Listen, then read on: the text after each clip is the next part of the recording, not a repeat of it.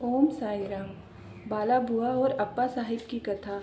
बाला बुआ मुंबई के एक आधुनिक तुकाराम नाम से विख्यात संत थे, जो अपनी भक्ति और भजन और आचरण के कारण प्रसिद्ध थे। वे सन 1917 में ही शिरडी आए और अब उन्होंने बाबा को प्रणाम किया तो बाबा कहने लगे कि मैं तो इन्हें 4 वर्षों से जानता हूँ। बाला बुआ को आश्चर्य हुआ और उन्हें सोचा कि मैं तो पहली बार ही शिरडी में आया हूँ, फिर वह कैसे संभव है। गहन चिंतन करने के पर ही उन्होंने बाबा के शब्दों को यथार्थ तो बोध को हो गया। वे ही मन में कहने लगे कि संत कितने भवव्यापक होते और सर्वज्ञानी होते हैं कि तथा अपने भक्तों के प्रति उनके हृदय में कितनी दया होती है। मैंने तो केवल उनके चित्र को ही नमस्कार किया था, तो भी यह घटना उनको ज्ञात कैसे हो गई। इसलिए उन्होंने इसे इस बात का अनुभव कराया कि जिनसे चित्र को देखा है उसी दिन से दर्शन करने का सतत्व प्राप्त हुआ। इसी तरह बापू साहेब कुलकर्णी सन 1917 में स्थानांतरण होकर ही साढ़े आए तो एक बार उन्हें भिवड़ी दौरे पे जाना पड़ा, जहाँ से उन्हें एक सप्ताह में लौटना संभव न हो सका। उन्हीं की अनुपस्थिति में तीसरे दिन ही उनके घर पे दोपहर के समय एक फकीर आया, जिसकी आकृति बिल्कुल बाबा के चित्र की ही जैसी मिलती जुलती थी। श्रीमती कुलकर्णी तथा उनके बच्चों ने उन्हें पूछा कि आप क्या शिरडी के साईं बाबा हो। इस पर उत्तर मिला कि वे तो बाबा साईं के आज्ञाकारी सेवक हैं और उनकी आज्ञा से ही आप लोगों की ही कुशल से पूछने के लिए आए हैं। फकीर ने दक्षिणा मांगी तो श्रीमती कुलकर्णी ने उन्हें 1 रुपया भेंट में दिया। तब फकीर ने उन्हें उदी दी और एक पुड़िया देते हुए कहा कि इसे अपने पूजन के चित्र के साथ ही रखो। इतना कहकर वो वहाँ से चले गए।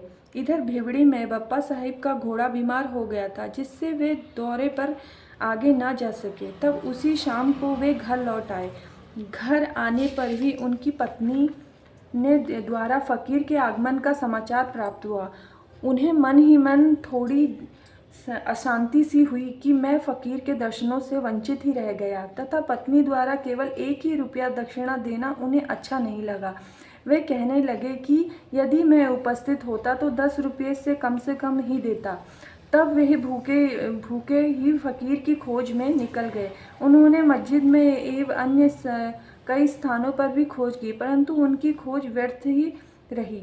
व्यर्थ भोजन के उपरांत तब वे अपने मित्र की चित्रे के साथ ही घूमने निकले। तब थोड़ी दूर जाने पर भी उन्हें सामने से एक फकीर तेजी से आता हुआ दिखाई पड़ा। बापू साहब ने सोचा कि क्या वही यही तो फकीर प्रतीत होता है जो मेरे घर पर आया था। उसकी छवि भी बाबा के चित्र के अनुकूल ही थी।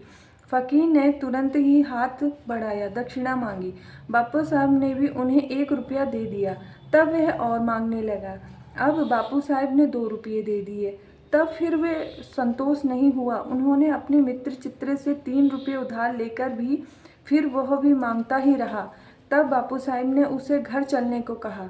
सब लोग घर आए और बापू साहिब ने उन्हें 3 रुपये और दे दिए, अर्थात 9 रुपये।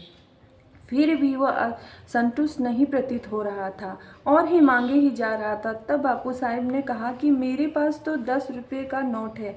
तब फकीर ने नोट ले लिया और 9 रुपये लौटाकर चला गया। उदी की पुड़िया खोजने पर बापू साहब ने देखा कि उसमें फूल की पत्तियां और अक्षत है। जब वे कालातंत में शिरडी गए थे तो उन्हें बाबा ने अपनी एक केस दी थी। उन्हें वह उदी और केस को एक ताबीज में रखा था।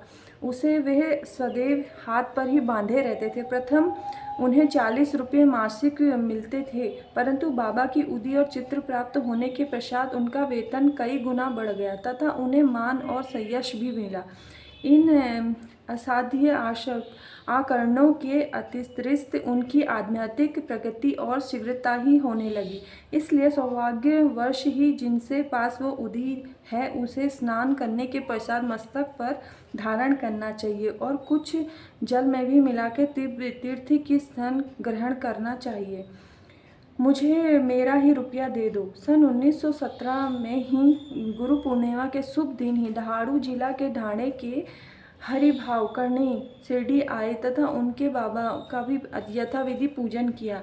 उन्होंने वस्तुएं और दक्षिणा आदि भेंट कर श्यामा के द्वारा बाबा से लौटने की आज्ञा प्राप्त की। वे मस्जिद की सीढ़ियों से उतर ही रहे थे कि उन्हें विचार आया कि बाबा को 1 रुपया और दक्षिणा अर्पण करना ही चाहिए। वे श्यामा को संकेत से एक सूचना देने चाहते थे कि बाबा से जाने की आज्ञा प्राप्त हो चुकी थी, इसलिए ही वे लौटना ही चाहते थे, परंतु श्यामा का ध्यान उनकी ओर नहीं गया, इसलिए वे घर की ओर चल दिए। मार्ग में ही वे नासिक में श्री कालाराम के मंदिर पे दर्शन करने उतरे।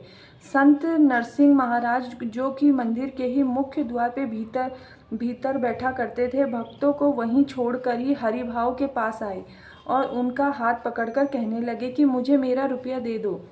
कणिक को बड़ा आश्चर्य हुआ और उन्होंने रुपया दे दिया। उन्हें विचार आया कि मैंने बाबा को रुपया देने का मन में संकल्प किया था और बाबा ने रुपया नासिक के नरसिंह महाराज के द्वारा ले लिया। साईं बाबा से प्रार्थना। हे श्री साईं, भक्तों के सद्गुरु, जनता के कल्याण वारों, हमारा आपसे प्रार्थना है कि हम आपके पुनीत चरणों को कभी ना भूलें। आपके श्री चरण कमल हमारी दृष्टि से कभी भी अंगोचर ना हो। इस जन्म और मृत्यु के चक्र से हम सभी दुखी हैं, हम पर दया करो तथा इस कष्टीय चक्र से तुरंत ही उद्धार करो। हमारी इंद्रिया विषयों की ओर झुक रही है, इनकी ब्रह्मा प्रवृत्ति से रक्षा कर इनको अंतर्मुखी बना दो, ताकि हम आत्मदर्शन कर सके। ओम श्री सद्गुरु साईनाथ महाराज की जय हो।